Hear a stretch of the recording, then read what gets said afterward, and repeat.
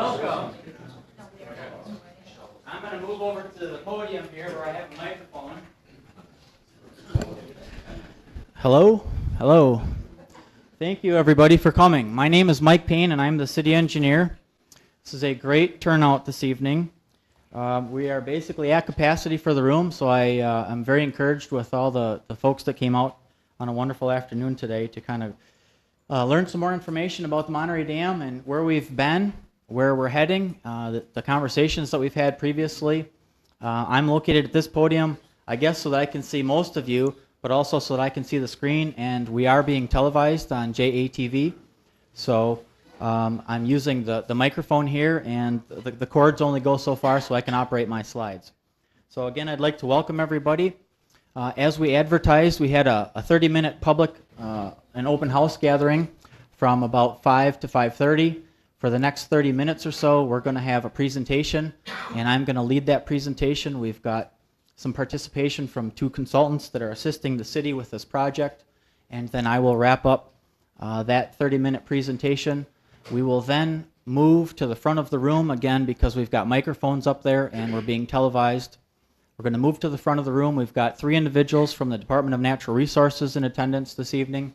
Again, our consulting firm who assisted with the design of the repairs for the Monterey Dam, as well as the consultant that we're working with on the potential opportunities if we remove the dam and pursue river restoration. And then our stormwater engineer for the city is with us. At that point in time, when you entered the room, Maggie Dar, city employee, has been in the back, and I see a lot of half sheets of white piece of paper, and we're encouraging people to write down their questions. And what's going to happen then is Maggie's going to come to this podium. We're going to have our panel of experts in the front of the room, and I'm going to attempt to moderate the question after it's read, and then figure out who's going to respond to the question, and there might be multiple people that respond to the questions. And we expect that that's going to be from about 6 until 7 o'clock, at which time we'll stick around if people have continued questions, but that's really the end of our 2-hour official meeting for this evening. So with that, I'll get started on our presentation. Again, it's great to see everybody. Wanted to start out a little bit with some background on the Monterey Dam. For some of you people, you've heard a number of, you've participated in a number of discussions, or you've observed a number of committee meetings, and so you may have seen some of this, but there are a lot of new, fresh, and not so familiar faces in the audience, and so we're going to try and wrap this up in a 30-minute presentation and kind of start over so that anybody that's not familiar with the project gets a really good overview for what's going on here. So a brief overview and background of the structure itself. The Monterey Dam currently provides and never has provided any flood control. The dam height, the hydraulic dam height, is 7 feet, but the water elevations upstream and downstream of the dam itself has a perpendicular section spillway and what we refer to as the parallel section of the spillway, as well as some open gates that are here and a sheet pile wall that's located here. And what you notice, even though the height of the dam, the hydraulic height of the dam is about 7 feet, is we don't see a 7-foot drop as water goes over the dam. So water on the upstream side is typically anywhere from about 2.5 feet to, in high flow situations, to about 4 feet higher than the downstream side on low flow situations. There are 2 spillways, as I mentioned, and the total footage of those is approximately 375 feet. We've got the perpendicular section and the parallel section, and then we've got the cutoff wall that's here.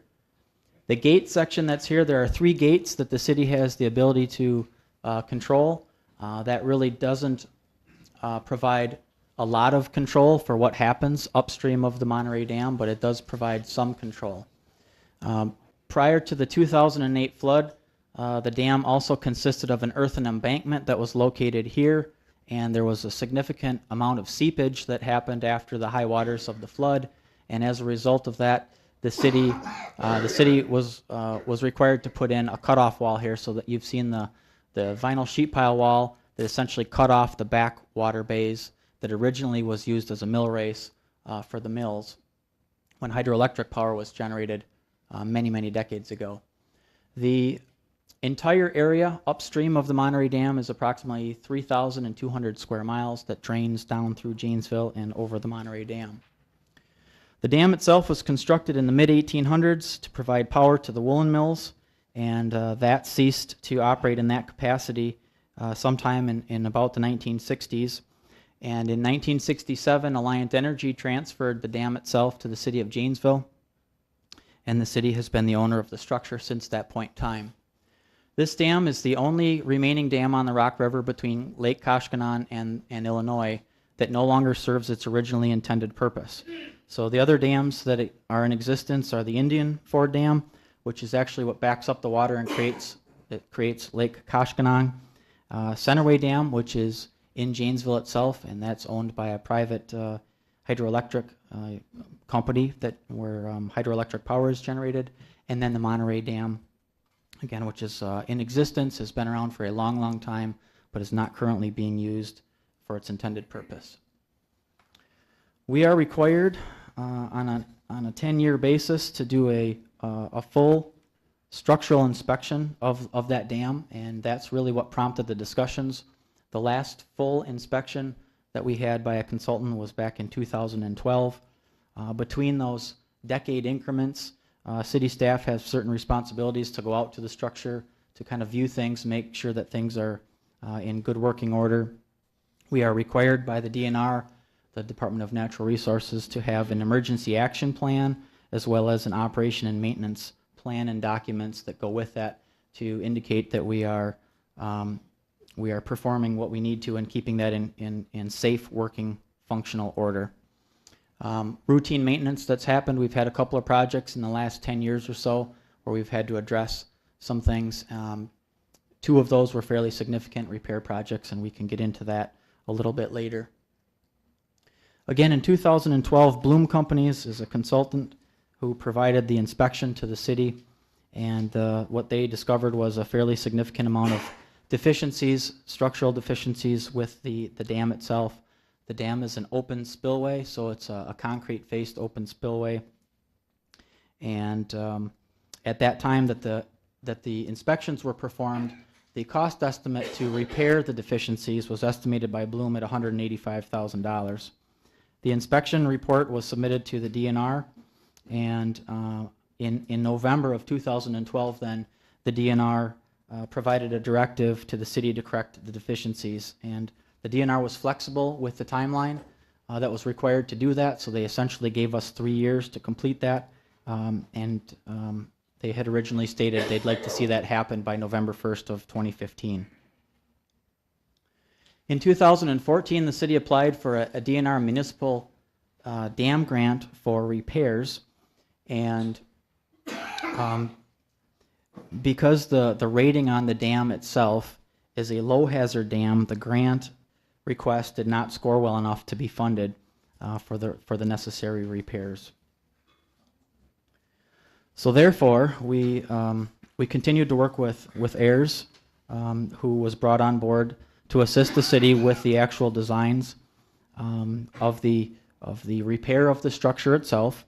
And at this time, I'd like to ask Chris Goodwin, who is with Ayers Associates, to introduce himself and talk a little bit about the current project and the condition of the dam and the repairs that were necessary based on the 2012 inspections by Bloom Associates. Okay, thank you, Mike. Hopefully everybody can hear all right out there. So again, my name is Chris Goodwin. I am an engineer with Ayers Associates from Eau Claire, Wisconsin, and I manage our water resources group, and we work with a lot of dam owners and a lot of dams in the state. I've been a professional engineer since 1998 and manager of our water resources group since 2008. So in the last 10 years, and I just kind of wanted to bookend in that 10 years to not go back too far because we've been working on dams as a company since the 1960s. But in the last 10 years, we've been the engineer of record for over 40 different dam rehabilitation projects, ranging from simple concrete repairs to full-scale dam replacements. We've also been the engineer of record for 4 dam removals in the state of Wisconsin. And I point that out because we do both dam removals and dam repairs, so we're familiar with the process for both of those. The program that Mike mentioned where the dam was inspected in 2012, that's called the ORIP program. And since that program was developed in 2010, we've inspected over 100 dams. So we've looked at a lot of dams across the state. It's what the Water Resources Group does, and that's our specialty. So the Monterey Dam then, we were hired again in 2014 to design and repair for that structure. And we looked at the structure. We used a lot of the photos from the Bloom inspection because at that time, as you'll see in some photos coming up, that was in 2012 and the Rock River lows were very low. And so it allowed an opportunity to see a lot of the structure that isn't typically visible under normal flows. The three things that we identified as in need of repair were the concrete structures, and I'll show you some photos of the condition of the concrete in a second. There were a number of scour holes that were identified. Those are all below the water line, so I don't have photos of those, but a scour hole is basically where the water flowing over the dam all the time, plus during flood flows, the velocity increases, and it scours out the bedrock and the substrate that is under the dam. If scour holes get too extensive, they can undermine the structure underneath that and cause it to collapse. So we, as engineers for dams, get concerned when we see scour holes, and part of our repair was to fill those. This particular dam, as you're well aware, is on the Rock River, and the Rock River has some significant flood flows. Therefore, we need to allow the contractor the ability to work in the dry to do this work. And so we have a cofferdam that goes around the dam, and a cofferdam can be a variety of things. In this case, it probably would be sandbags that they stack in the water that basically diverts the flow of the river around the construction site so they can do their work in the dry and do that concrete work in the dry. So this shows some of the different repairs needed for the dam. You can see the parallel spillway where the fishermen are standing. There is some undermining where the far fisherman is standing. You can kind of see some white water up there. There was some undermining there that was to be repaired. On the right side of the photo, as you're looking at it, there is some concrete deterioration. You can see the rebar that is exposed there. So all the concrete that was originally poured around that pier nose has been eroded away and deteriorated. And so that's part of our plan was to rebuild those concrete piers because they're part of the dam structure. That pier is, as you're looking at the photo, right up underneath the bridge. So it's part of the perpendicular spillway. This is some undermining up near the bridge, so that concrete in that existing structure is undermined or is spalled away. What we typically see happen on dams is at the water line where you get freeze-thaw activities in the wintertime. The water gets behind the structure, then it freezes and it pops the concrete out. So that's a fairly typical concrete spalling that we see right along the water line. In the other picture, that's at the downstream end of the parallel spillway, and that's kind of an overlook there. The concrete there you can see is quite deteriorated. And the photo, this next photo here shows at the top side of that same photo we had, you can see those what we call sinkholes. And what's happening there is water flows down through the soil and then it sucks the soil out from behind the wall because the wall is not impermeable. And so you're losing soil from behind there, and that is undermining that, and that's a dam safety concern. It's showing that that wall is not really stable. And so when we see those things, we know there's something wrong with the concrete structure that is in front of that. This last photo here shows just the perpendicular spillway in various states of disrepair. The concrete is heavily weathered and deteriorated in that area. So this is just an engineering drawing of the repairs that we put together. You can see the hashiered things that are on the downstream and upstream side of the dam are scour holes that we had designed just a simple concrete repair for those where they pour concrete inside those and anchor it into the bedrock foundation. You can see on the left side of the photo the spalling that was on that little overlook that we were going to repair, rebuilding of the pier nose on the perpendicular spillway, and then some scour holes to fill in there. This slide is the aerial photo, of course, of the dam, and it illustrates the challenges for construction. And so right here is what we designated as a staging area for the project. Contractors can't drive their equipment across this bridge, and they can't get at anything from this side because it's wooded and too steep. And so they basically have to crane everything out into where the spillway is, which of course just drives up the cost of construction. And so we knew that the dewatering and the mobilization for the contractors was going to be a significant part of the cost for this project. And this just shows where we showed that staging area for the contractor to use here. And they would basically set up their equipment there, and a crane would be there to load basically the supplies out to the workers out there. So this just talks a little bit about some of the construction challenges. And as I alluded to, getting equipment out to that site, a lot of dams you can basically get to right from the shoreline. And this dam, you can walk to it, but you can't really get out there with heavy construction equipment. And so the cost for dewatering was higher than what we see on other dams, just because of the position of the dam where it's at in the river. And in this case, when we have bids from contractors, we ask them to separate out their costs a little bit for us. And the bid for dewatering was about $320,000, and that's a significant amount of cost for the repairs to this dam. What we try to do when we design a dam is we allow the contractors as much flexibility to do a cofferdam as possible. And so we just kind of show, here's where we want you to cofferdam it off, here's how tall you have to make the cofferdam to protect for floods during construction. But some contractors might have sheet pile lying around their shop and they could use that. Others might have some other dewatering techniques available to them. So we don't want to preclude anybody from something they may have that makes them more competitive. So we give them that flexibility, and which is what we did on this project. Then moving on, repair of existing concrete is always less costly than trying to rebuild the entire dam. And so we, of course, when we're doing the engineering for a project, we think through, we know that owners of dams want to do things as cost effectively as possible. And so from our experience and knowledge of repairing dams, we know that a repair of this nature, where you just patch the concrete that is there, is always less costly than coming in, tearing out the entire structure and pouring all new concrete in there. So the repairs that we designed were, in our opinion, the least cost, the most cost-effective repairs that would be available to bring this dam up into compliance. But again, access to the cofferdam was the most costly element of this project. So this just goes over what the construction costs were. The project was bid in January of 2015. Bidding of January work, or bidding of work of this nature, the work would be done in the summer typically. Bidding of the work at this time of year is always the best time to get the best prices. Contractors are setting up their schedules as opposed to bidding it in June when their schedules are full. And we've seen this on a number of projects that we've bid throughout the year, that winter is the best time to get the price. The bids we received, we had a bid of $506,000, $749,000, and $827,000. During the bidding, one of the contractors requested if they could do the work underwater, which that would then require them not to have a cofferdam. They basically do the work with divers, and their bid still came in at $830,000 nearly. So that is another validation that the method of the repairs was the most cost effective. Thanks. Thank you, Chris. That's helpful information. So as Chris mentioned, we bid the project in January of 2015, and the staff did make a recommendation to the City Council to reject all three bids.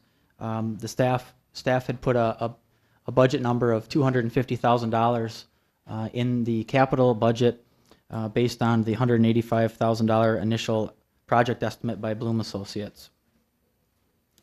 At that time, we believed if we were going to consider spending about $500,000 or more on repair of the structure that was not serving its intended purpose, we felt it might be time to consider what the alternatives are. We did ask the DNR if it would be acceptable to leave the dam in place and just continue to monitor it, because it is a low hazard rated dam and there are not a significant number of improved properties downstream of the dam, and the DNR said did not accept that option and reminded us that they had provided us a letter requesting that we address this by November of 2015. At that time, the city hired MSA Professional Services to perform an initial hydraulic analysis of the river if the dam were removed. In other words, we wanted to understand what the characteristics of the water levels were going to be and the impacts to the body of water if the dam were removed. The results for that study indicated that there would be minimal impacts to the water levels downtown between where the vertical river walls currently exist, and that water level, as far as minimal impacts was, meaning it would drop a number of inches. It was not a significant drop. We continued discussion with the DNR and others regarding consultants who might be able to help us with the analysis of the dam, of the body of water itself, the river. Ultimately, the city contracted with InterFlow because of the diverse team of scientists and engineers that they have on staff, and their emphasis is really a river corridor restoration and urban habitat improvement. So their task in 2015 was to complete the data collection for the river upstream of the Monterey Dam, which really included three components. They did a bathymetric survey so that we could understand what the sediment was in the river. They probed the river to determine the thickness of the sediment, and then they grabbed some samples, obtained samples of that sediment, and then had that analyzed. This is an image of the bathymetric survey results, which is color-coded, and so it's color-coded for thickness of sediment in the river, where green, the lower green colors, is the really low levels of sediment thickness that's there, and as you proceed up the color chart and ultimately get to the maroon color here, it's very, very thick sediment. So that maroon color represents a sediment thickness of approximately, or areas between 6 and 9 feet of sediment, and of course that's what you'd expect to see. You've got fast flowing water in the main channel itself. That's where you see the green colors, where there's less than 2 feet of sediment, and this kind of bay backwater is where the sediment tends to deposit itself. This next exhibit is really showing cross sections. So there are a number of red dots that you can see, cross sections from the west bank of the river to the east bank of the river, or the north side to the south side, where they went out, and every red dot indicates where they did a physical probing of the river itself. And what that did is it determined the depth of the sediment, which was used to help create the previous exhibit that I showed. So they basically manually probe through the sediment to the point of refusal, where they get to the original river bottom. So that was part of the analysis. And then lastly, this is an aerial photo of the corridor itself, and it may be a little hard to see from where you're at, but there are 9 points that are numbered down in this area. The General Motors property is located here. They've got several stormwater outfalls on that south bank of the river. So samples were grabbed for possible contamination, both upstream of the GM outfalls and downstream of the GM outfalls. And those locations were reviewed by the DNR before we conducted the work, and the DNR also advised on what type of contaminants we should be looking for during the lab analysis process. The results then showed that there were very limited sediment deposits in the main channel itself. It found that there was significant contamination near the General Motors outfalls. Outside of the area near General Motors, the sediment was relatively clean, and there was no cause for concern at that point. And again, this confirmed that the removal of Monterey Dam, again, could merit further evaluation if we were looking at $500,000 or more to fix something that wasn't serving its intended purpose. At that point, InterFlow was hired for additional work. It was to help lead a discussion, a public discussion, where we held our first community engagement forum, just like we are tonight. That was back on November 10th. At that meeting, which was fairly well attended, but not nearly the numbers here this evening, we made some announcements that we were looking for volunteers to serve on an advisory committee. Following that meeting, then we established a meeting that has 10 voting members on it, citizen members and 2 council members.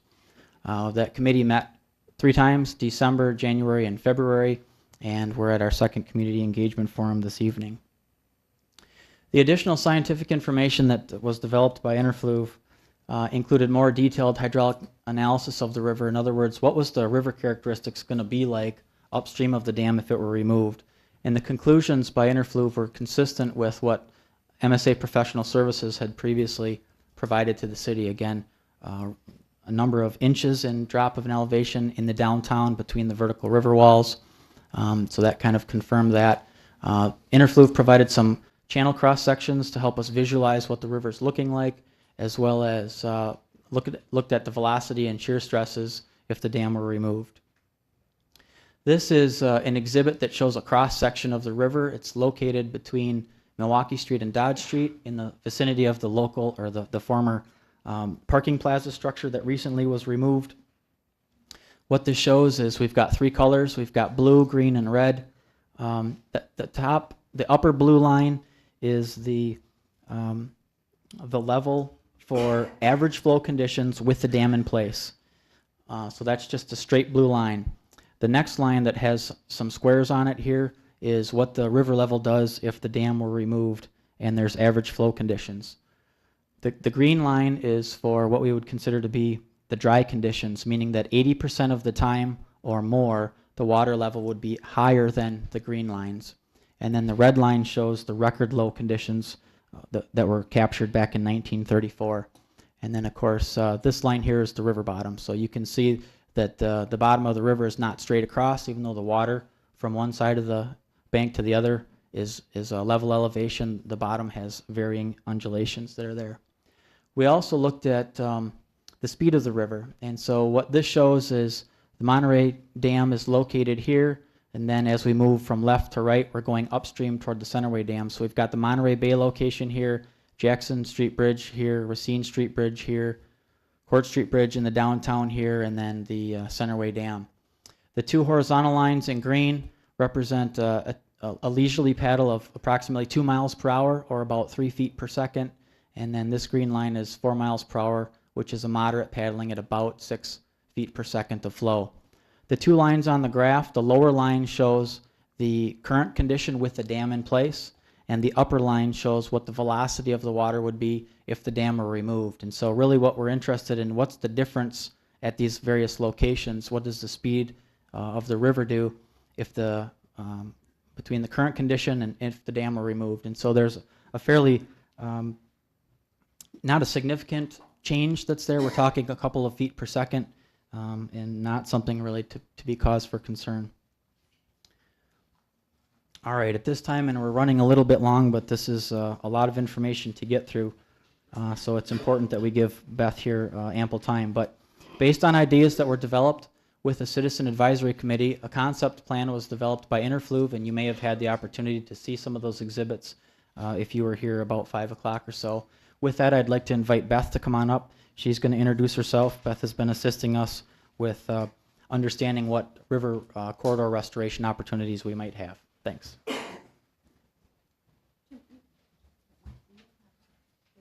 We do not, okay, because it's on TV. If you use the mouse, the folks at home will see it. If you use a laser pointer, they won't see it. Got it. Okay. Thank you. My name is Beth Wenzel. I'm an engineer and a project manager with InterFlow, and we will get right into the concepts that we developed with the advisory committee input. One of the most significant noticeable changes that you would expect to see if the Monterey Dam were removed is you would see some narrowing of the river, particularly down in the lower reach. You know, down in this area where you have the embayment and the dam, which is currently right here, is where you really see it narrow up. This blue line that's shown on the concept is the existing shoreline. So you really do see a significant change down in this area. As you extend up into the, you know, upstream of that main impoundment, you don't really see much narrowing at all because the river is already fairly narrow in that reach. So I'll walk through just some of the features of, you know, some of the opportunities that we see associated with restoration. Just to start out, for the most part on this south bank, we anticipate that essentially just becoming natural vegetation without a lot of additional amenities incorporated there. But then up in the upper reach on the other bank, this is where we really have more opportunities to improve some of the recreation opportunities. Starting upstream up at this bend in the river, oh, there we are, you know, an opportunity for a canoe launch there. And I don't know if you noticed in the stream or river velocity exhibit that Mike showed previously, that location was shown on that exhibit, and you could see that in that area and upstream and just downstream, the water velocities are not expected to be very high. Certainly something that would be, you know, negotiable in a paddling canoe or kayak. Then along this bank, we expect some additional, you know, green space to be created as the river starts to narrow a little bit. And that creates some opportunity for some additional access for either fishing or wildlife viewing, you know, potentially some additional park space down in there. We also, you know, are considering opportunities to improve and increase some of the fish habitat in that area, again, just to improve the recreational opportunities. The other thing that we'd like, or you know, we've talked about doing is, if you're familiar with the impoundment, you know that currently there is a like a concrete bank that sort of runs all along the embayment and up in through, this area as well. And this shows kind of that, a typical section through this area with that concrete slab essentially removed and replaced with a kind of more gentle slope. We would envision this to potentially be, a more manicured kind of park space type area that really, is mowed, and then transitioning into some more natural vegetation and some river access, again, for fishing or just accessing the river. Down in the embayment area, the advisory committee emphasized that it's, really important to the community to maintain the culturally and historically significant rock feature. And so that would certainly be maintained. In terms of the aesthetics around that rock, as we mentioned, there would be some decrease in the water level, but that would be maintained. The committee also expressed interest in utilizing this embayment area for incorporation of some type of stormwater treatment feature, both to sort of maintain some open water aesthetic in this area, but also to provide treatment and improve water quality in the Rock River. There's certainly interest in improving and increasing pedestrian trails, and so we've incorporated a trail that essentially runs from the rock feature along between the stormwater pond and the river, again for wildlife viewing, access to the river, just a nice place to walk. And certainly there would be some trees and shrubs that would be incorporated and planted in this area, but at the same time there's interest in ensuring that scenic views to the river are maintained, and so that would be certainly part of the detailed design work, is making sure that those views are maintained and enhanced. And then of course the existing bike trail that runs along the road would be maintained. Down in the location where the dam is currently located, if the dam were to be removed, what we would sort of facilitate and create in this area is just a more natural kind of continuous flowing river. Right here is the location of the existing dam, and up here is where you have that sheet pile wall and the structure along here. So that area could be converted to a park space. We would envision something very manicured, mowed, opportunities for picnics. And then there was certainly a lot of interest in maintaining this area as an important fishing destination. And so what we've shown here is, addition of quite a bit of fish habitat, including some boulder structures out in this area, but also some large wood habitat structures along in that pool. And there's some images down here that give you an idea of what that looks like. So some submerged wood that's not a problem for paddlers, boulders that provide nice pocket water for fish to hang behind. And of course, we've also incorporated some additional access, including some type of accessible fishing platform that might look something like this, with a path that is accessible, from up at the road. And we also incorporated an additional canoe launch down in this area. So those are some of the opportunities based on what the advisory committee expressed as some of their interests and values in the river.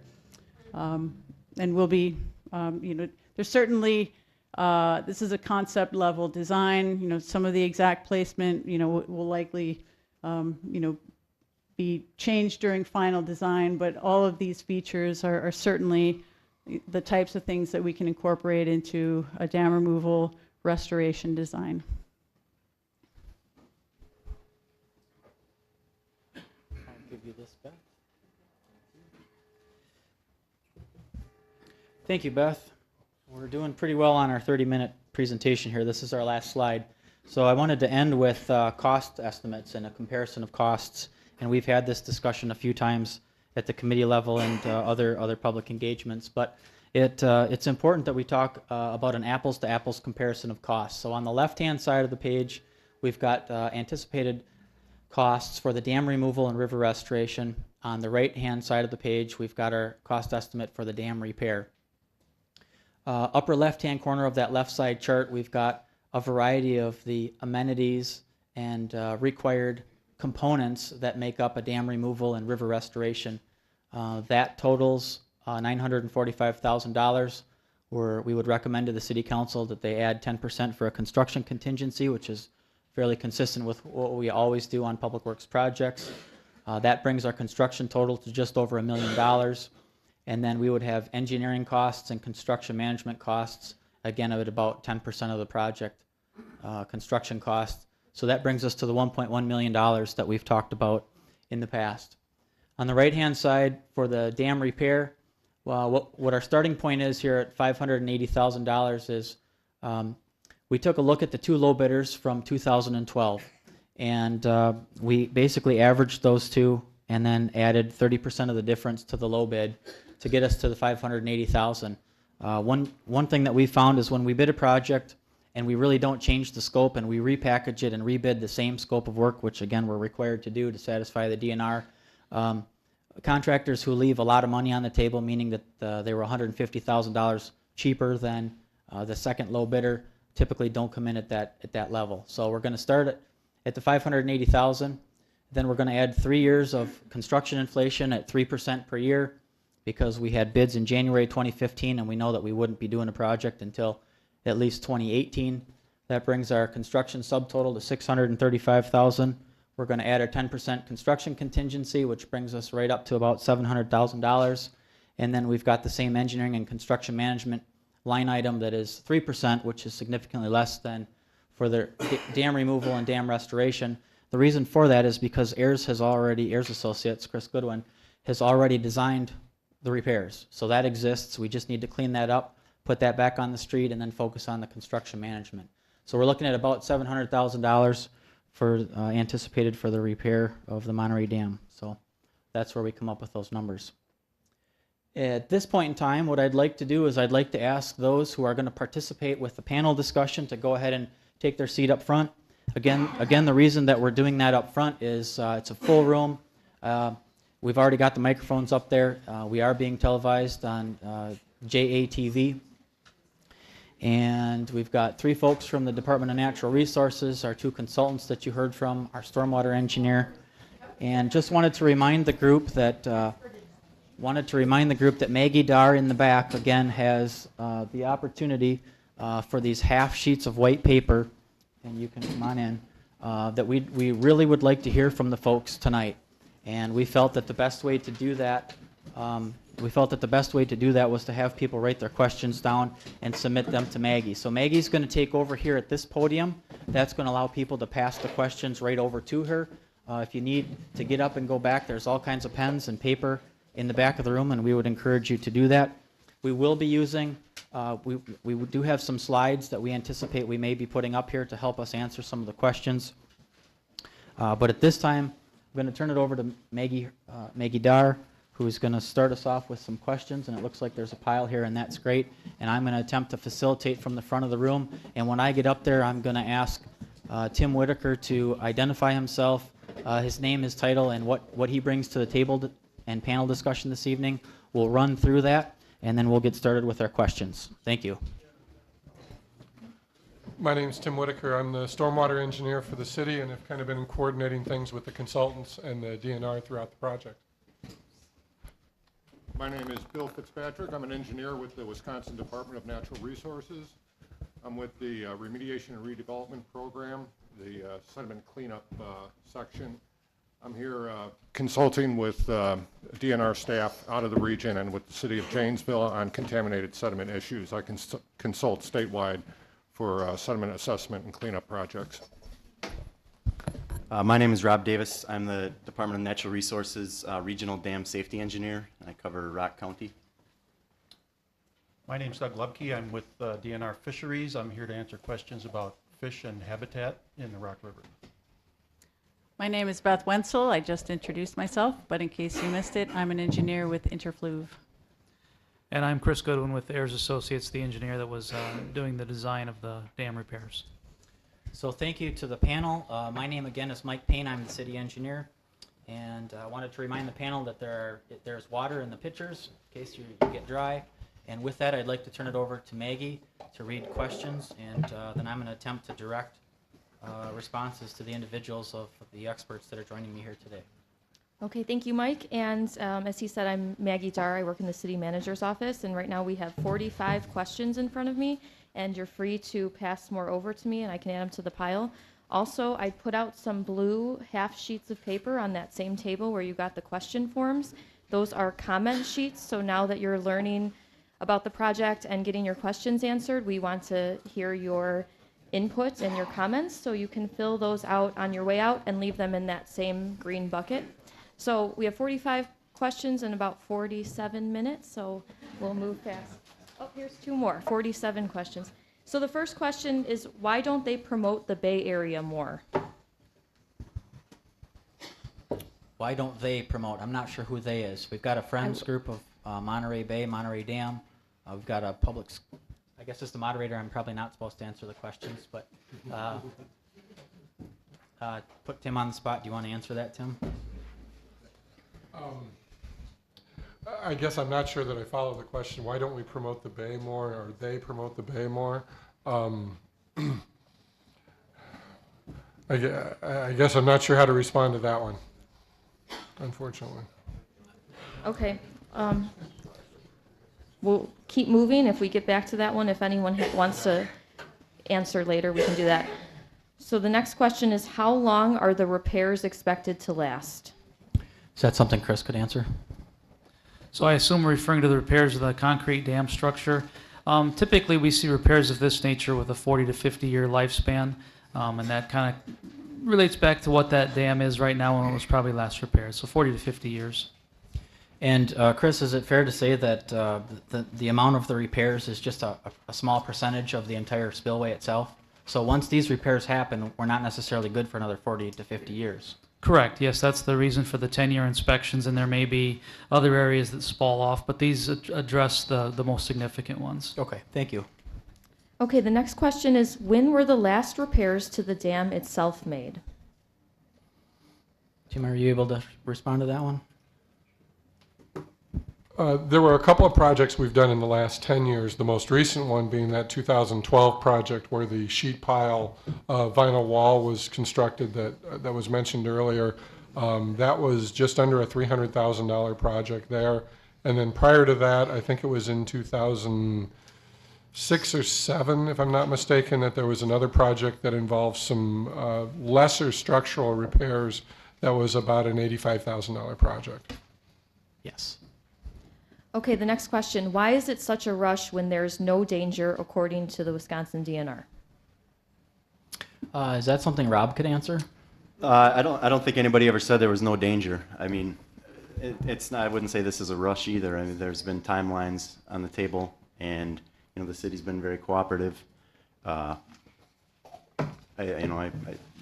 Decisions on dams take a long time, but I wouldn't. My opinion is it hasn't been rushed. Anybody else have anything to add? Thank you. Who controls the opening of the floodgates? Tim? The city has the ability to control those gates. Our operations department, our public works staff, park staff has the ability to operate those, controls those. In reality, though, those gates do not serve a real big purpose except when there's fairly low flows. There's very little control over the water elevation with those gates. The width of the gates, the size of the gates really doesn't allow for control of the river as a whole. Okay, next, is it possible when doing repairs, the dam may be in worse shape and cost more to repair? Chris? There are certainly change orders and things that can happen on dam repairs. Usually they're not significant in the sense that they might, sometimes we have no change orders on a project and it's repaired just like we planned. We can see most of what's out there, so I would say that it's a pretty reasonable estimate that we've got. That's one of the reasons you put the contingency in there too. That's obviously not part of a bid, but it allows the city to budget a little more, and we hope that the bids come in less than the city budgeted. Then if there are unforeseen things in construction, that those are covered by that contingency. If the dam is removed, how much storm drainage is needed to keep the drainage pond full? Do we receive enough rain? Tim? Yeah, I can answer that. The drainage area to the potential stormwater pond that would be built in the bay is about 140 acres that drains down there. So one of the things that we have to do in designing a facility like that is to look at the size of the drainage area, look at the character of that drainage area in terms of how much impervious area, rooftops, roadways, and whatnot are there. That gives us an idea of what kind of water we're going to see continuously coming through there. And we size that pond both to make sure that it stays wet, as well as to make sure that that pond can provide the pollutant control that we want to establish in there. There's a lot of stuff that washes off of the streets and whatnot, dirt in essence, with a lot of things that are in it that settle out in these type of ponds, and so that's one of the other design elements that goes into designing it. Thank you. Okay, why can't the river be lowered now so we can see what it would look like? Tim? I can start with that, so somebody else can probably supplement what I'm going to say. But you know, as I mentioned, the existing gates that are there, we don't have the ability to control the river elevation with those at this point. The average flow down the river is 2,000, a little over 2,300 cubic feet per second. We're seeing higher flows than that right now. The capacity of those gates is nowhere near the flows that we have coming downstream. So there isn't a mechanism in place to allow us to draw down the river as it's been asked. I was just wondering if Chris has anything to add, since he worked on the design for the dam repairs, and we heard that a significant portion of the cost of the repairs is the dewatering aspect. Is there anything else that you can add to Tim's response? So even if it were physically possible to completely drain and steer all the water through those gates, which it's really not, they're not big enough, but we still have to provide the contractor with a dry work environment during storm events. And so the concrete work and the repairs might take 60 days to do. Well, that contractor needs that time period to build his coffer. He needs that time period when he can be assured that the floods won't come and wash out his work site. And so we still would require him to have a cofferdam even if the lake is drawn down. And there's very little storage in that lake. The volume of water that from the 3,200 square mile, or it was a 3,200 square mile watershed, is significant compared to whatever storage is available in the pond. And so any floodwaters that come in are going to come up quickly, and we would have them size that cofferdam for what we call a 10-year storm. And that allows them that in most storm events we would get and could predict them to have during construction, they still would maintain a dry work site. Does anybody else have anything to add? No? All right, thanks. Okay, will debris and trash be collecting in the vegetation around the pond area? Have other ponds in town had that problem? If I heard that right, will debris and trash be collecting in the vegetation around the pond area? Maybe Tim can start with that, and then Sure. maybe Beth, who's kind of experienced that, or the Doug from the DNR fisheries. You know, we certainly see that in some areas, obviously, especially if you observe some of the private ponds in town where you don't have a lot of more native, taller vegetation around, and it's just lawn surrounding the pond. That's much more noticeable there, but it certainly does occur. You know, when you look at what's happening just with folks disposing of things along the river right now when they fish in that area, we've got that issue, and it's something that we have to routinely address. With the majority of our stormwater ponds that are in our existing neighborhood parks, we have to deal with that issue, but I wouldn't say it's a major concern for us where we're hearing from neighbors about needing to deal with it regularly. Anybody else have anything to add? No? We're kind of experiencing some of that now, but hopefully not a major issue going forward. Do we risk being held responsible for spreading the GM contaminants by doing any work before GM completes their cleanup? Bill, are you willing to address that? That is something that would be considered as part of drawing down the pool, but we don't see it being a problem. We've managed sediments and dam drawdowns and know how to do it without releasing it downstream. It wouldn't be a problem. Anybody else have anything to add? No? Okay. Okay, this question reads, the dam must stay. How long does the DNR grant last? The DNR grant.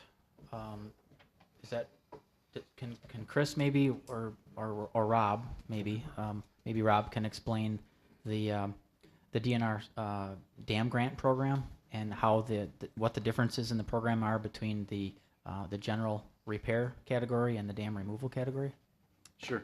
There is a program the department runs called the Municipal Dam Grant, and so as a municipality, the city of Janesville would be eligible to apply for a grant. The city applied back in 2011, 12? Something like 20. I think it was the 2011 cycle, but the grants were due in 2012. It was actually 14. 2013 cycle, they applied in 2014 and did not score well enough. It's a very competitive grant.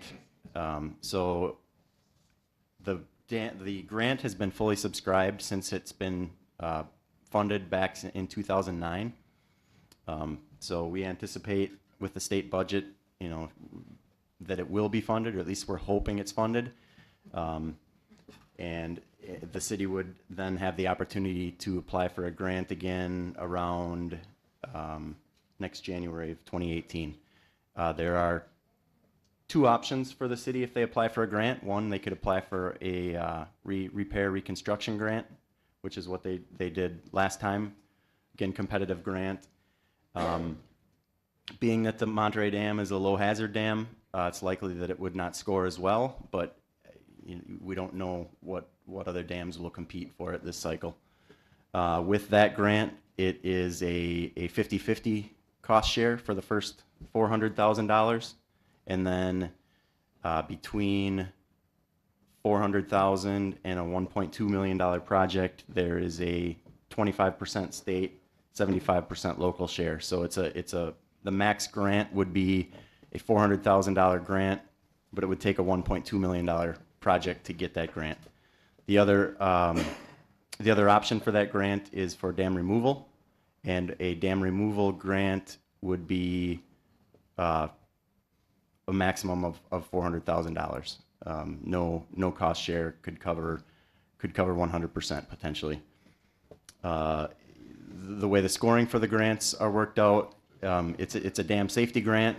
Obviously, no dam is safer than a dam in place, so a dam removal scores higher. So it's likely that a dam removal grant application would score more favorably. Thank you. I think that was a good explanation.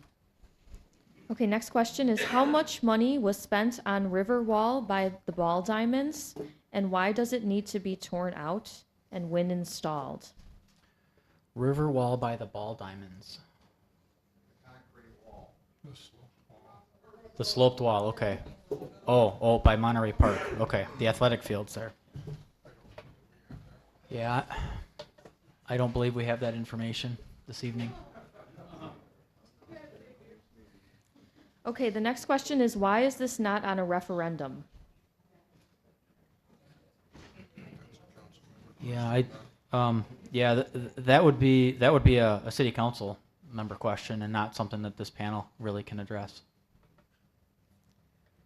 Next, why does the DNR want the dam removed? Rob, would you like to expand on that? And Sure. I'm not sure that you're telling us we have to remove it, but No. you can provide a comprehensive. Yeah, so I mean, I would clarify. I would say the DNR does not want the dam removed. The DNR does not care what action the city takes, but the DNR cares that the city takes an action. So to be perfectly clear, this is 100% a city decision, and our role is to answer questions and provide support along the way in the decision-making process. And then when a decision is made of repair or remove, then our role would be to get them through the approval and permitting process. Okay, next question.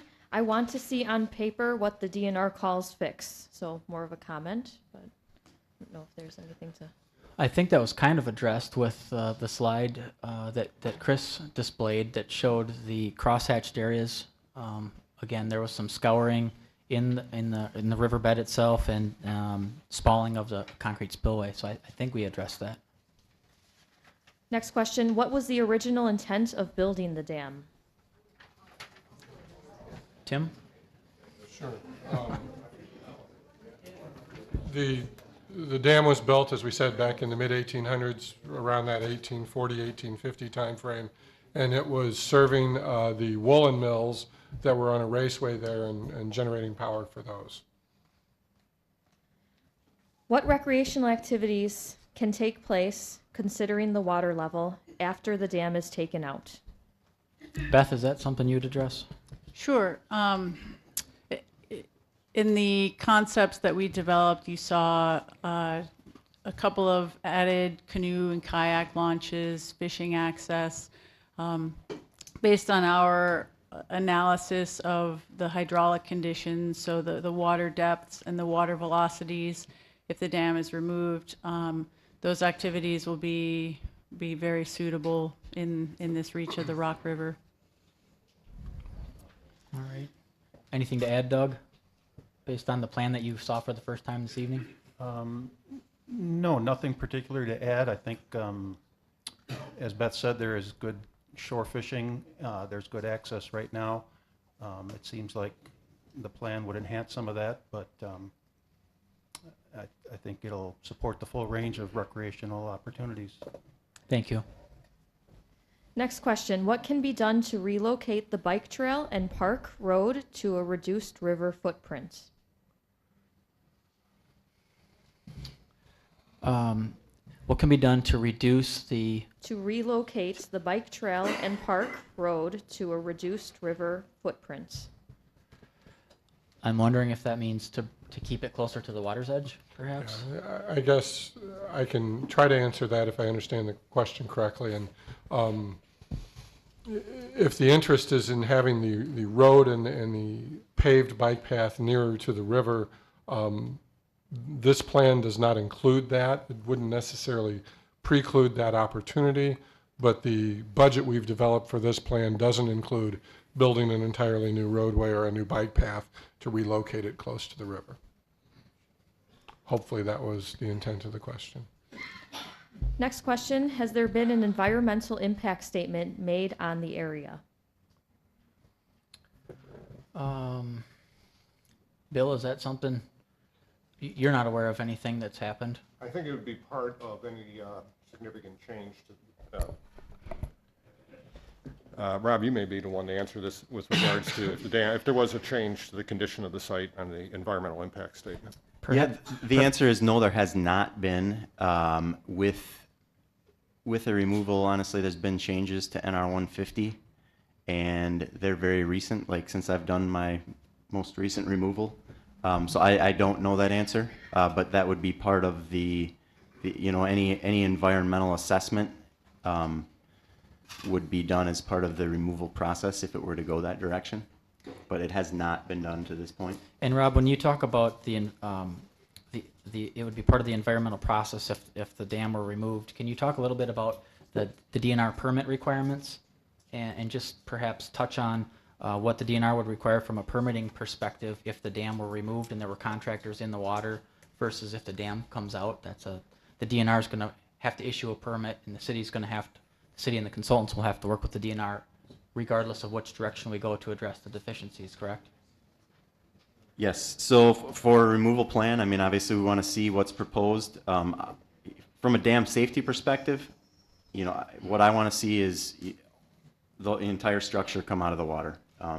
We want this area to be safe for recreation in the future, including paddling, for example. We don't want anybody hitting anything if they're in that area.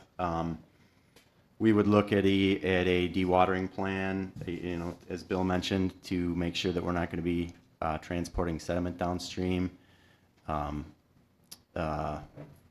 Disposal plan, what would be planned to do with any with concrete.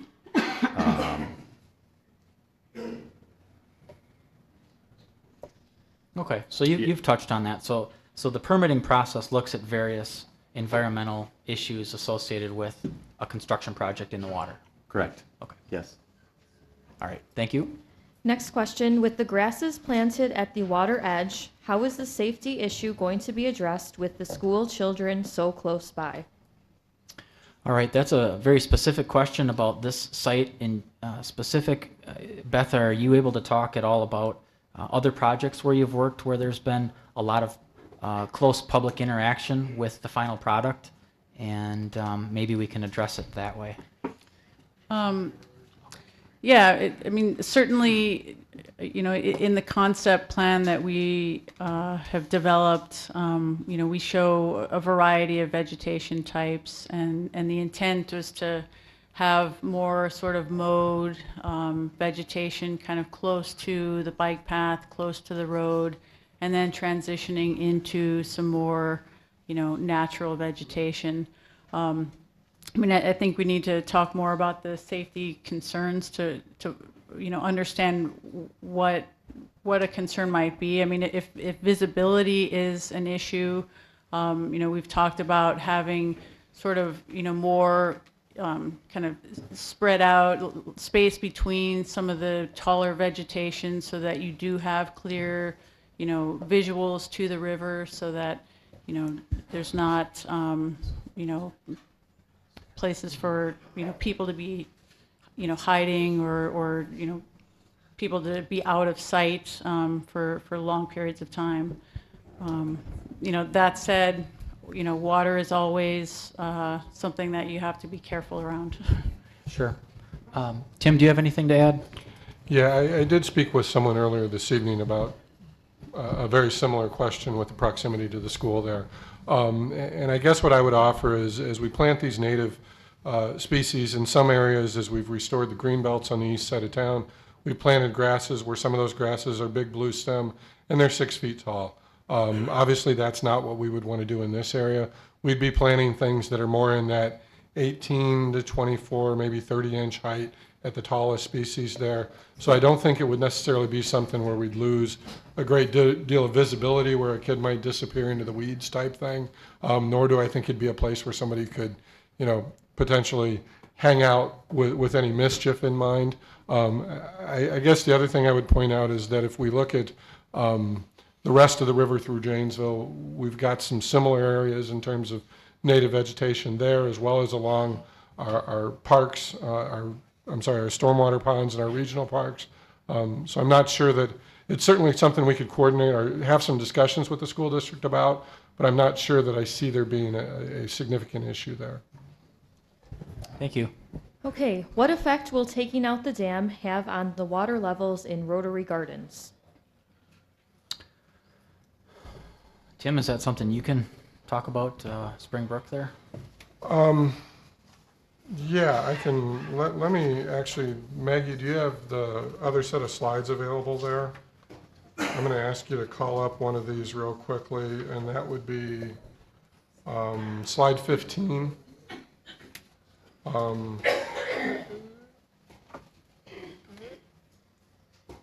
And slide 15 basically shows us what we anticipate for the change in water elevations in the river near Jeffries Park. And that's showing a normal water elevation drop of something in that 12-inch range. But I don't necessarily think that that would translate upstream along Springbrook.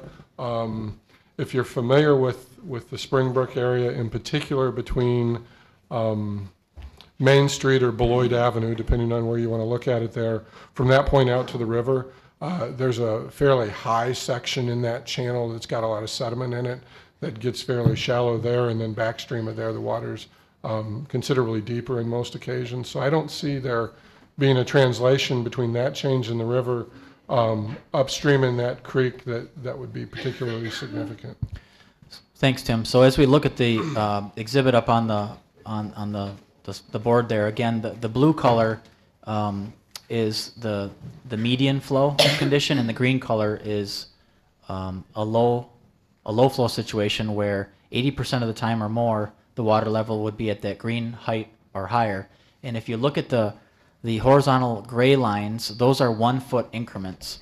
So that horizontal grid is a 1 foot increment. And what I'm seeing from here is approximately a 1 foot drop, either in the average condition or the low flow condition at the Rock River, where Spring Brook discharges to the Rock River. So it's not a significant change in the Rock River conditions, and doesn't sound like it would be a significant change further upstream, up Spring Brook. Thank you. Next question, what will be done with the riverbanks along South Main Street? Okay. Beth, if you want to talk about that, that would be the east or the southern shore. Really the east shoreline. I need to think where, Between the walls, there's no change, if that's what we're talking about. It would be downstream. This would be downstream of Racine Street Bridge. Tim, do you want to try and describe that area? Yeah, I can take a stab at this. When we talk about, I'm sorry, Maggie, could you repeat the question just so I make sure I understood it as best I can? What will be done with the riverbanks along South Main Street? Along South Main Street. So a portion of that is between the river walls, and in that case, nothing gets done there. The river's still going to fill the width from wall to wall, and there wouldn't be any changes. As we get downstream of Racine Street, for a portion of that, we still have the walls on the west side of the river, but on the east side of the river, where we're behind those homes, is where we're expecting a change in water elevation that is somewhere around that 10-inch range. And so the bank there behind those homes is something that we haven't necessarily determined exactly what we would want to do that with that. I think that would be something we'd want to coordinate with those property owners. Certainly there'd be different opportunities there, whether it be lawn or whether it be some more native things, which we would certainly encourage the more native things to help stabilize it there and prevent further erosion. Thank you. Okay, next question. Is it possible for a private citizen to purchase the dam from the city and repair it themselves at their expense? If so, what does this entail? Is that something the DNR, Rob, can address? The answer is no, it is not possible for a private citizen to purchase a dam that is owned by a municipality. So a municipality can purchase a dam from a private citizen, but it cannot go backwards. So it would have to be someone to purchase the dam would have to have taxing authority. Was there a second part to that question? If so, what does this entail? Okay, so it's not allowed. It's not legal, yeah. Chapter 31 prohibits it. Correct. Next question. Has the raising of Lake Koshkonong water levels been taken into consideration not only this year but into future years? Tim? It's a little bit of a tricky question because I think there's a perception that there's a limited amount of water that comes downstream. The reality is that Koshkonong being raised in cooperation with the DNR up there, as they've gone through that process and are continuing to work through that, ultimately for a very short period of time there will be somewhat less water that comes down the river as the lake is raised slightly. But that's a short snapshot in time, and then once the lake is raised, the exact same amount of water that was coming down the river prior to it being raised is what we'll be getting in the future. The analogy I've heard several people make is ultimately if you've got a bathtub and you fill it full of water and you keep adding water, whatever goes in comes out. And if that bathtub was made 6 inches deeper, once it's full, whatever goes in continues to come out. So the water supply from that 3,400 square miles upstream of us is going to be the same once that lake reaches that level, which is really a fairly short process. Does anybody else have anything to add? No, I think Tim is absolutely spot on. And to take it a step further, right now Lake Koshkonong is more than 2 feet above where it's supposed to be. So their filling process is long since gone. That's one thing, and number two, it's not is Lake Koshkonong going to be raised? I mean, that has not yet been finalized. I mean, there's still a long process of legal findings to finish that one up. Okay. Beth? I would just add one more thing that, even if it is raised, there would almost certainly be, and DNR can confirm this, there would be, release requirements even during the process of raising it. They wouldn't be allowed to shut off the Rock River for any period of time. So there would always be flow. Zach, you can confirm that, Rob? Correct. Statutory requirements, yep, Okay. would require that, yeah, you cannot, there's minimum flows with Okay. all these dams, and the only time you would even get remotely close to these minimum flows is in a severe drought. Okay. Thank you. Well, that's a well-rounded answer. Okay, same question, but I want to make sure everyone's gets read. So will raising Lake Koshkonong affect our river? I think we answered that one. Mm-hmm. Okay. This area is an oasis to the city. The dam adds to the beauty. Open areas are needed. How will you maintain this quality? Well, I'm wondering if Beth wants to recap or kind of expand on the rendering that she presented to us. How will we focus on or capture the beauty of Maintain the quality. Maintain the quality. So, if you want to highlight the. Yeah, certainly, free-flowing rivers are an attraction, that a lot of communities reap the benefits of that attraction. We talked a lot about the improvements that are possible to recreation opportunities. We haven't talked a lot about the improvements to the ecological system, the health of the river, but we certainly discussed that quite a bit in some of the advisory committee meetings. Enhancing the quality of the natural ecosystems is, has direct ties to, the kind of health of our communities. We'll still have the aesthetic of open water in the form of a flowing river. We could also still have or have increased park space, with additional opportunities for wildlife viewing, and I think a lot of the communities that have gone through dam removal have found that there are some real benefits to the community in terms of the aesthetics of a free-flowing river. Thank you.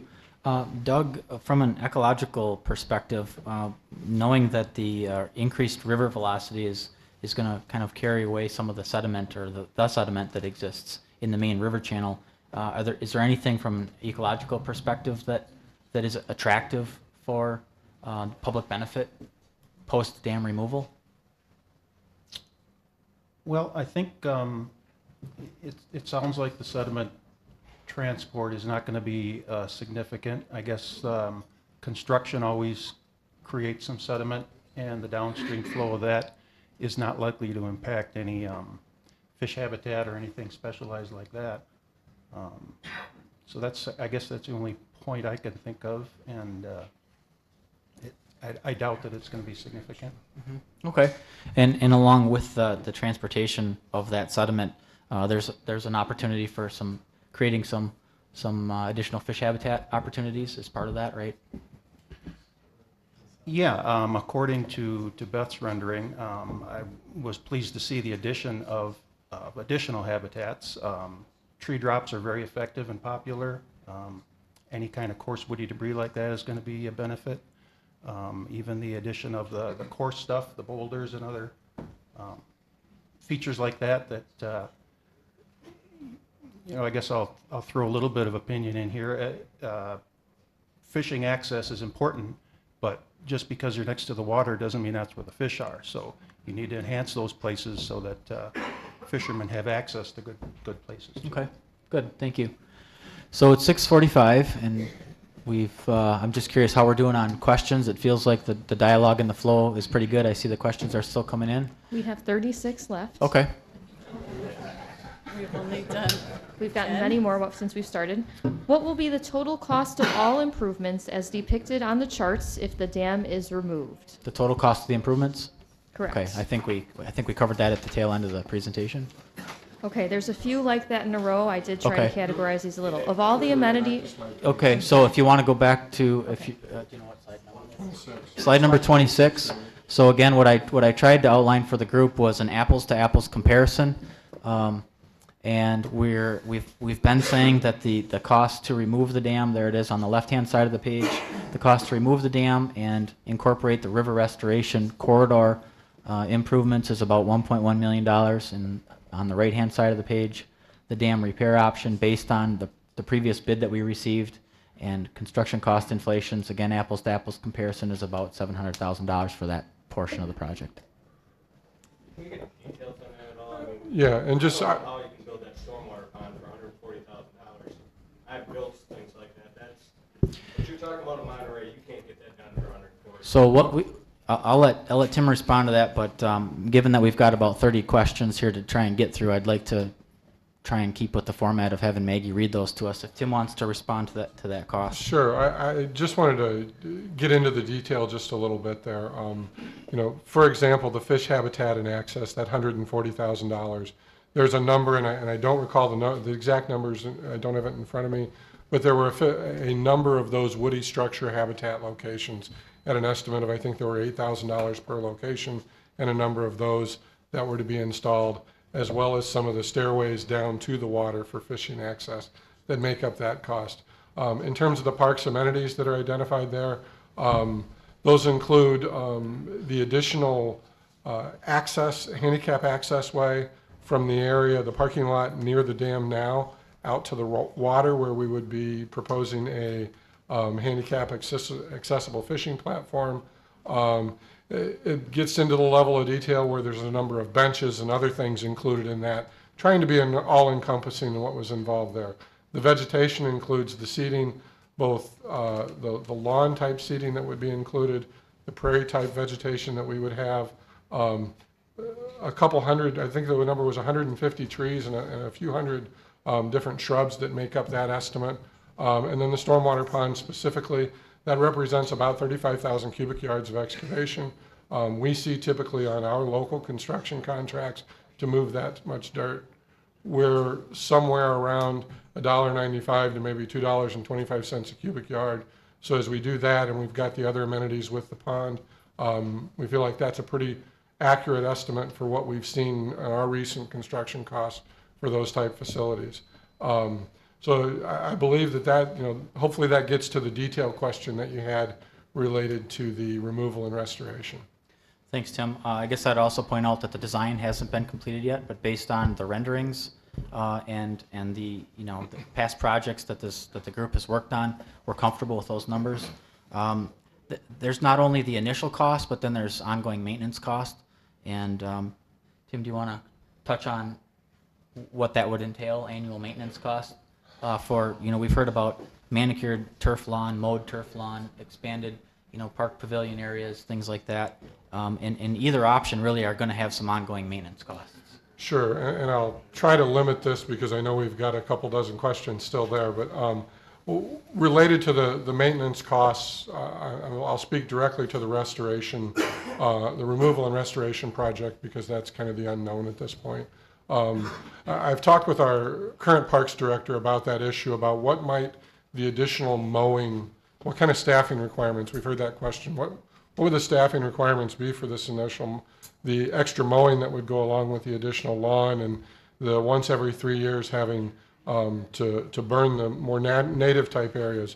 And when I asked him the question, he kind of chuckled a little bit and explained to me that he thought, quite frankly, the reduction in time that his staff would spend cleaning the leftovers of the geese off the path, where they sweep that path 2 to 3 times a week right now, that his staff could do a lot of extra work rather than running a broom up and down the path as often as they do.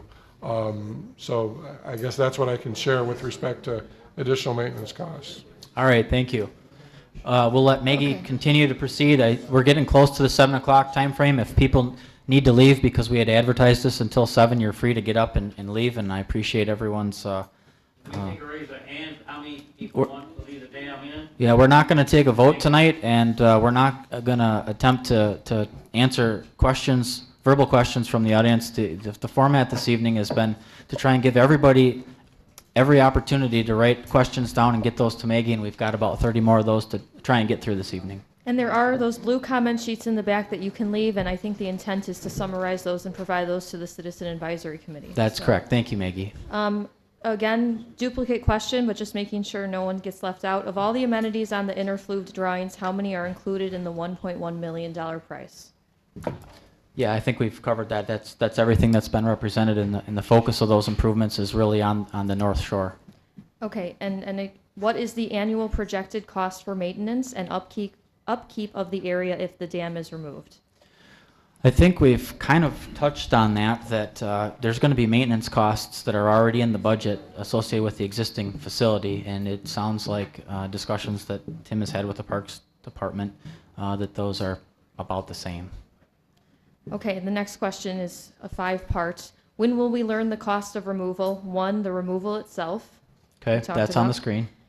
2, the area restored by the dam. On the screen. Sure. The estimates are on the screen. When would we actually know what the hard cost is? Well, first, the City Council will have to provide some direction to city staff on whether we're going to bid a repair project or we're going to bid a removal project. And once we have that direction, we need time to design it, and then we would go to bid. And as Chris Goodwin had previously mentioned, we typically try to pursue our bids early in the construction season, early in the year, first quarter of the year, something like that. Okay, part 3, the lagoon area to look like the plan. So the cost of that. Sure. Yep. I think that's all. The city-owned riverside areas. Yeah. So again, the rendering, the opportunities that we've talked about is a full and comprehensive inclusion of what we would attempt to address based on where we believe the water would recede to. Okay, and 5, the private-owned lands. That's all part of it. Yep. Okay. Next, again, is the $1.1 million price a bid, guess, estimate, idea? It's an estimate at this point. Okay. Why has the DNR or city not contacted landowners on the river? That's an awful broad question. We don't know where that's going, but this is the 5th public meeting that we've had on this project, and this is by far the most people that have come out to learn about this. But we've got press releases, we've got all kinds of information on the city's website, and the Gazette's running 2 articles a week on this project. So there's been ample opportunity for people to understand what's going on. Staff is here this evening, so come up to us if you've got questions afterwards. We've got business cards we can hand out to you. But. Okay, similarly, when will the committee be meeting with residents of the affected area to hear their views? This is a community engagement forum, and so Maggie has talked about on your way out, there are green forms in the back, and we're interested in hearing what you have to say. We will summarize those for the committee and ultimately for the city council who makes the final decision. So the committee's recommendation to the city council, and the city council can decide what they want to do with that recommendation. Next, has anybody contacted somebody who lived on South Main Street during the dam problem in the late 40s and early 50s? I missed the very first part of that. Has anybody contacted somebody who lived on South Main Street during the dam problem in the late 40s, early 50s? Tim, do you want to respond about the makeup of the committee and a couple citizens that we have? I guess to answer the question directly, I think it was, have we contacted individual owners along Main Street related to a dam problem 60 or 70 years ago approximately? We have not. Okay, next question. What is going to be done with all of the storm sewers that will be exposed if the dam is removed? Not the ones in the lagoon, but all the rest.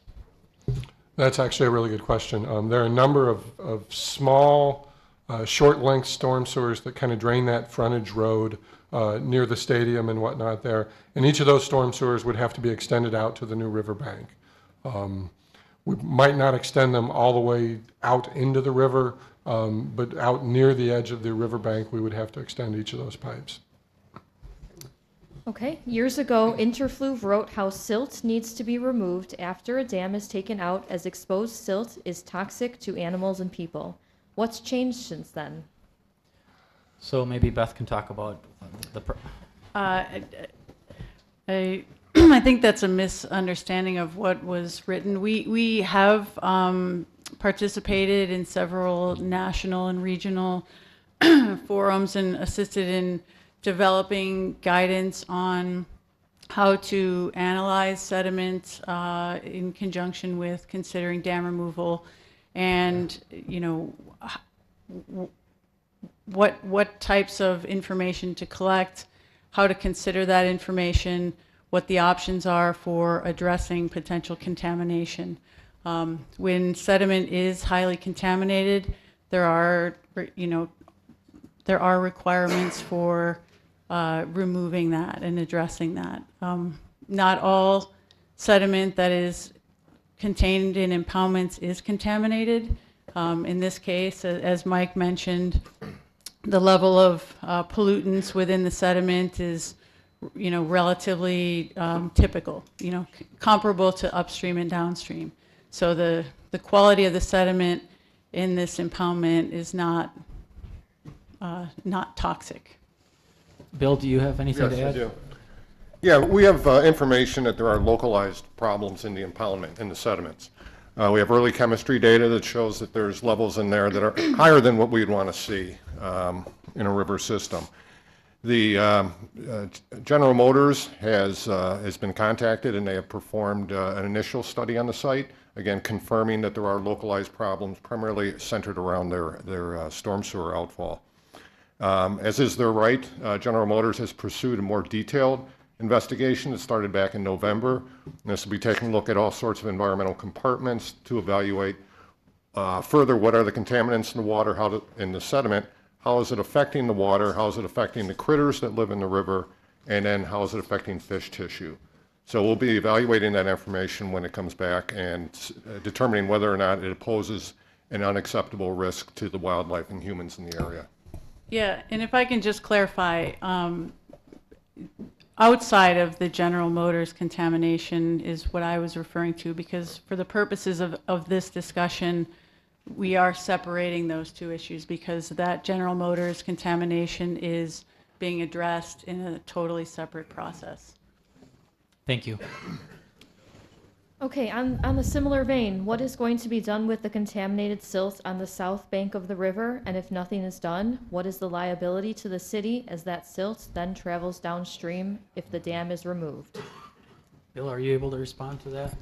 Yeah, I think we're again talking about the localized problems centered around the General Motors outfall. The dam can be restored or removed without risk of loss of those sediments downstream. We've done this at other locations.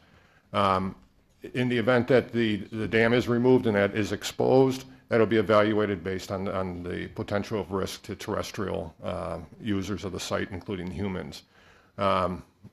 So stay tuned. There's more information to come from that. Thank you. Okay, bear with me here. We have about 5 or 6 eagles that fly around the dam at wintertime. They feed around the dam and lagoon area. The dam helps wildlife and people enjoy watching the eagles at the VFW. How many committee members have taken a boat ride from the parking ramp to the dam? How many have fished from the parking ramp to the dam? Also city employees. Yeah, I think that's more of a statement than a question that we're able to answer as a panel here. Why would anyone be in favor of removing our Monterey Dam? No way the river would be improved. How would anybody in favor of removing the dam know how it could be improved? Why would anyone be in favor of removing the dam? Well, I think I'll let Tim or Beth continue to I expand. had a feeling I might participate here. If you recall, as Mike went through his presentation, we didn't go into this saying we want to remove a dam. We went into this saying we've got to address a piece of infrastructure we own. We've got a dam we've got to take care of. And one of the options is to repair it, and one of the options is to remove it. With the repair option, we get what we have today. With the removal option, there are certainly some opportunities that are created with the removal option. And so we wanted to explore those. There's improved water quality that goes along with it that perhaps some other folks can speak to. There's the attractive amenities that can be installed that could potentially be installed along the river, increase fishing access to the river, increase fishing habitat along the river, create some of those paddling opportunities, I guess would be just a few things that have led us to wanting to explore this further. Thank you. Okay, this is more of a comment, but I want to make sure everyone's comments and questions get read. The dam must stay. I will fix it and kick in money if the DNR grant is not enough. Okay, next one. When or how has the council allowed and practiced nepotism?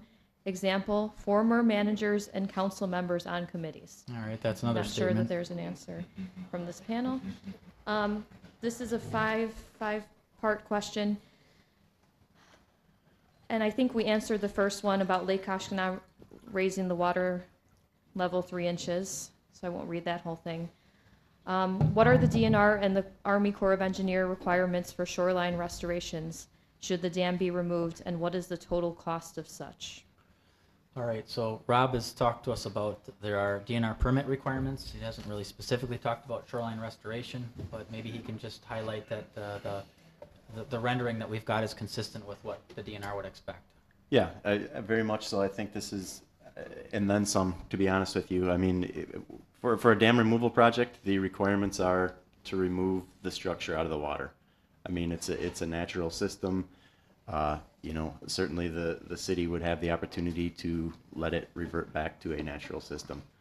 They're choosing, if they go this direction, it sounds like, to take advantage of some opportunities there, but from the department standpoint, that would not be a requirement.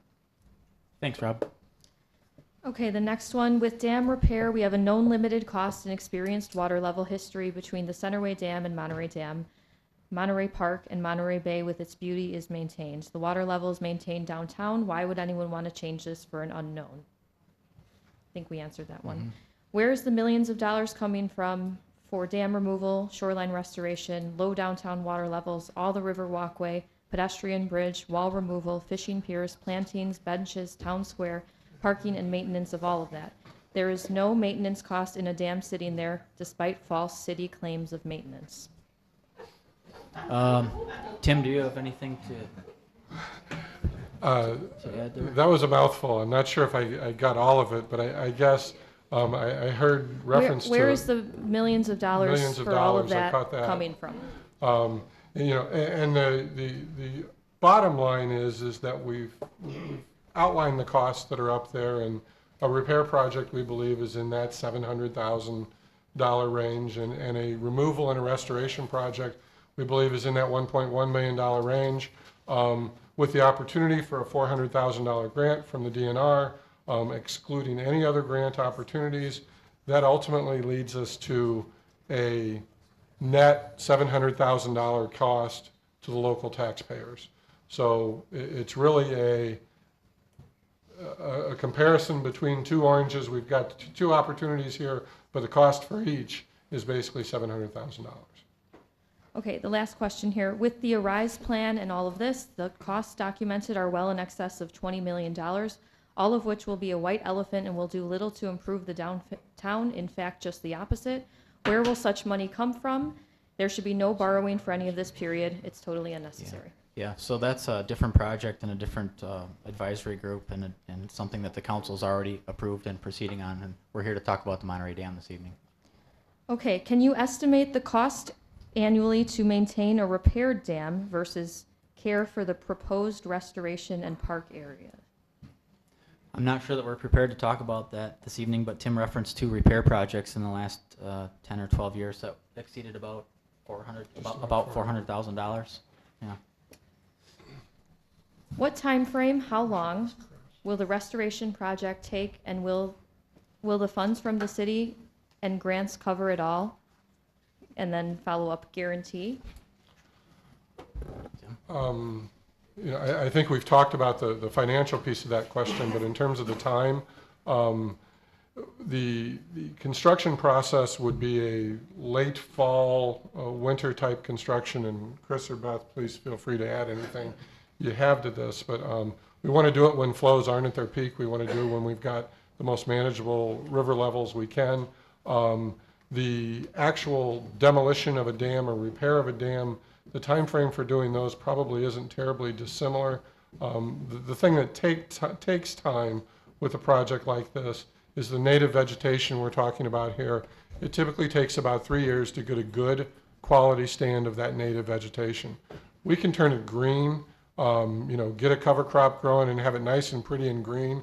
And what some people like is that emerald green cover crop there, and that'll be as beautiful as it'll get for them.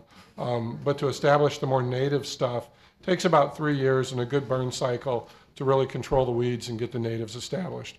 We've heard that both from some folks in Ozaukee County that I've talked to have been involved in a number of dam removals, as well as that's been our experience with our Greenbelt Rehabilitation Program, where it's taken us about that long to get some good stand of native vegetation. Anything to add, Beth or Chris? No, I think that covered it pretty well. It's not an extensive duration for construction for the repairs, and the removal, yeah, it would be about the same time frame, just come in and remove what's there. Thank you. I think we're down to 17 questions. Please detail what is expected to happen in the event of dam removal downstream of current dam location. Thank you. Sure. Sure, I can address that. No changes are anticipated downstream. There will be a short-term movement of some of the sands that are within the impoundment, but with respect to long-term changes, the configuration of the river will stay the same. The flows will stay the same because there's no storage at the Monterey Dam facility, so the flows will be the same. We don't anticipate any changes downstream. All right, thanks. Okay, next. What impact studies, if any, have been performed downstream to explore the impact of the flow of sediment downstream, particularly after identifying significant pollution around the GM sites? Any concern of contaminating previously uncontaminated areas with this new flow of sediment? Okay, so the DNR has already stated that either the repairs can be performed or the removal could be performed without any impact to downstream. And with respect to has any environmental studies occurred downstream, we haven't specifically done that, but maybe the DNR or Beth wants to talk about the fact that on a removal project, based on the quantity of sediment that exists, we believe that the DNR would allow that to naturally transport itself downstream without any negative impacts. Yeah, with respect to the localized contamination around the GM outfall, we don't anticipate that is vulnerable for downstream movement. There will be sediments in the channel. There will be sediment at the dam site that will be relocated and redistributed according to the flow regime, but it's not going to be something that we see as being a long-term problem.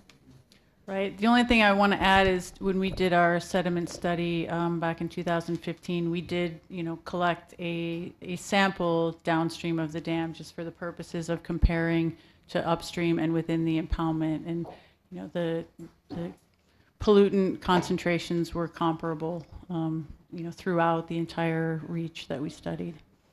I think what I'd like to do is probably take another 6 or 7 minutes worth of questions, and in fairness to the panel and to the group that's come out, we advertised this till 7 o'clock. We'll see what we can do. If your question hasn't been answered or you have other questions, city staff will remain after that time frame, but I know the panel who traveled here has other requirements that they need to depart for. I think we can get through a lot of these quickly. Okay. If Centerway Dam is found not economically feasible to operate and the owner decides to have it removed, what are the impacts of the downstream water levels? I think Tim kind of explained that. The water coming into the bathtub's got to equal the water going out of the bathtub. Okay, next is what metrics did you use to determine water levels after dam removal? What metrics? Tim maybe can talk about what metrics were used. Yeah, I guess what I'll explain is that trying to make this brief to respect everybody's time, the initial study, which we had done by MSA Professional Services that Mike referenced, they were the contractor who did the recent FEMA modeling and mapping for the Rock River. So they were the responsible engineer for that mapping. That mapping that was used, or that modeling that was used for the floodplain study, is what was used for the initial analysis of the river by MSA. They came back with a set of results. Then we subsequently used the same initial data. We supplemented with all of the detailed topographic information we had for the bottom of the river. So the original floodplain mapping may have had a few locations where the river was, where the geometry of the river was defined. With the more updated mapping, we had much better understanding of the geometry of the river. We took the same model that includes that 3,400 square miles that drains through here. We accounted for that and the new geometry of the river, reran the modeling that was done, and came up with very, very similar results. In the downtown area, the difference between the two models was actually 1 inch. From our standpoint, that's the same answer. Thank you. Okay, Janesville is investing millions into downtown improvements. There's value in water. How confident are we that the water level impact will be minimal? Is the withholding of water for Koshkonong being considered? All right, I think we answered Yeah, that. I think the answer I just gave probably speaks to the confidence level of what we've done. Okay. What are the inspection reports at Indian Ford Central Beloit plans indicating for repairs or how soon to replace?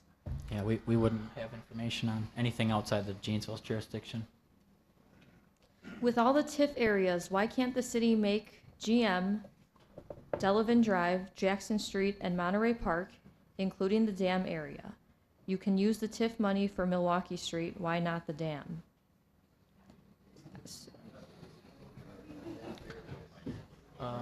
I think maybe the distinction is that what we're talking about is stormwater related improvements, so it would actually be a capital project cost to the stormwater utility.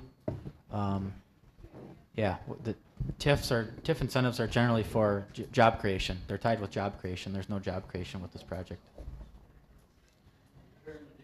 Cost to repair seems cheaper, and maintenance about 10 years. Besides the cost of removal and restoration, wouldn't there be annual year-round maintenance cost? Tim, I think we've kind of covered that. But.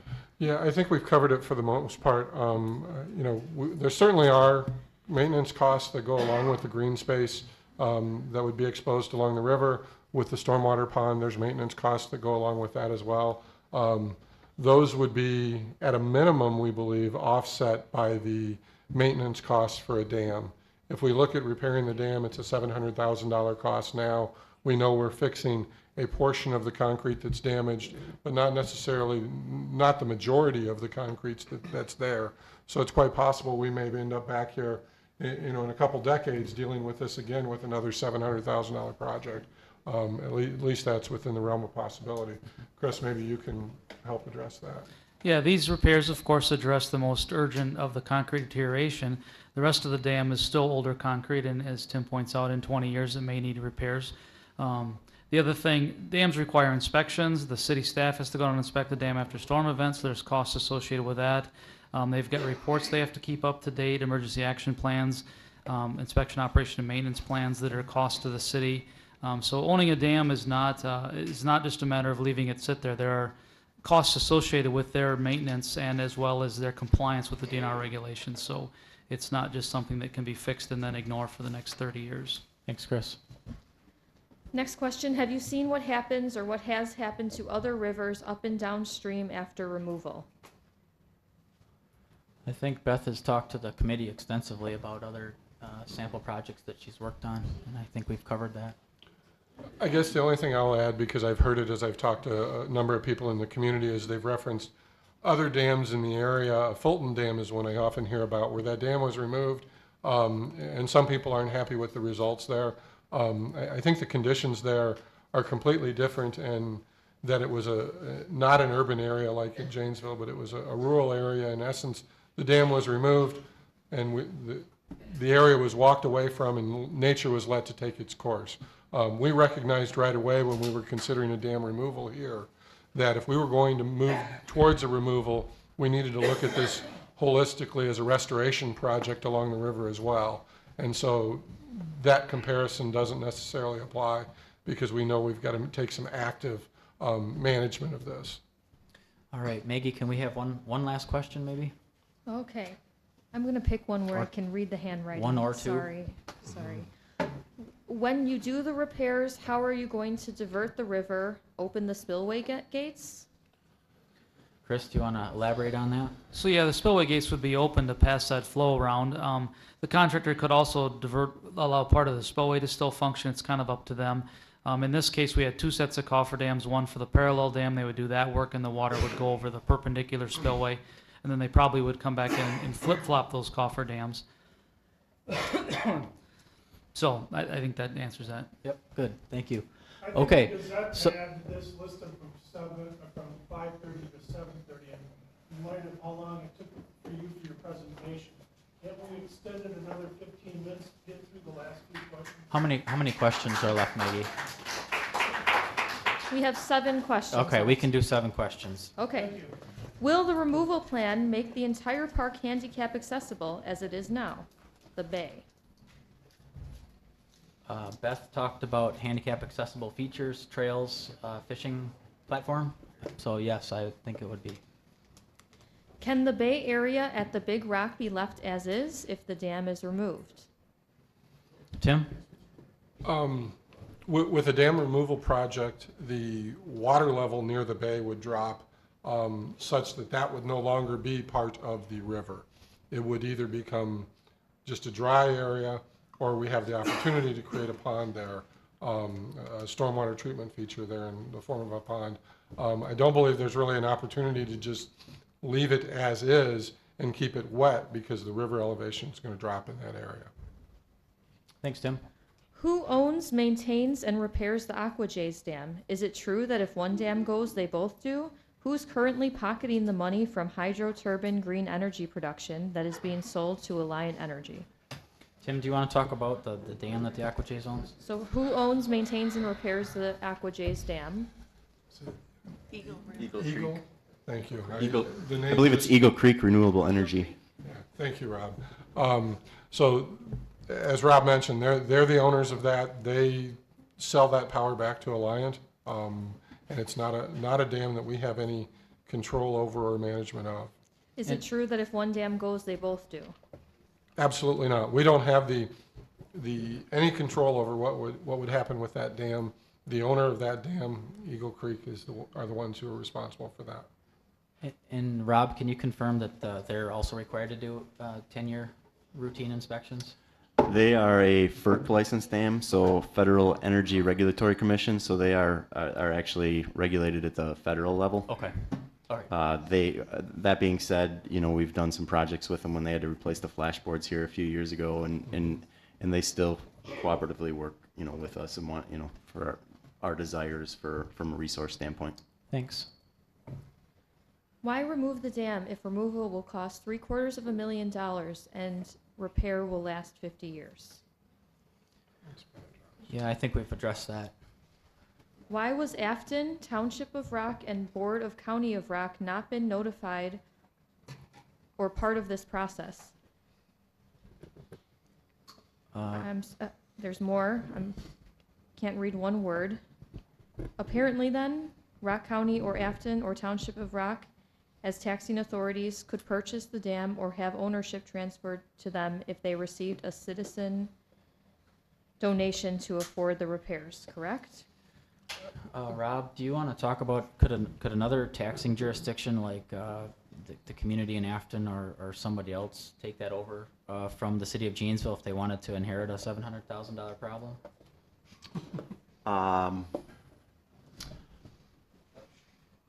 Yeah, as far as I know, you wouldn't have to be the municipality surrounding the dam to own it. So I suppose the answer is yes. Dam ownership is something that actually it comes with a tremendous amount of liability. So it's not a lot of, it's not something that a lot of people would want to get into unless there's a a significant benefit for it. So I mean, I don't, Okay. an opinion So- here, so I don't project that happening, but Okay. that's just an opinion. Fair enough. Who is responsible if contaminants if they go downstream? Bill? Yeah, under the Wisconsin spills law, the generator of the contaminants remains responsible. So if in the event that the contamination does move downstream, General Motors would remain responsible. Thank you. Okay, our last question, and if this was yours, I'm sorry, I just can't read one word, so shout it out.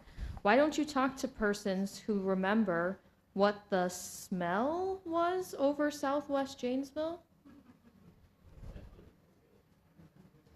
Okay, I'm not sure that's a dam related I don't question. know if it says so- smell, that's the word I can't read. I'm doing, Yeah. yeah. So if that was Okay. your question, shout it out, and I'll repeat it.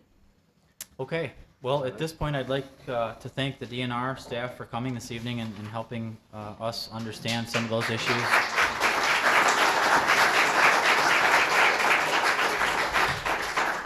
I would like to thank the audience for their nice behavior and submitting the questions like we had. There were an awful lot of questions, and we got through that. I guess I'd say thank you for your time this evening.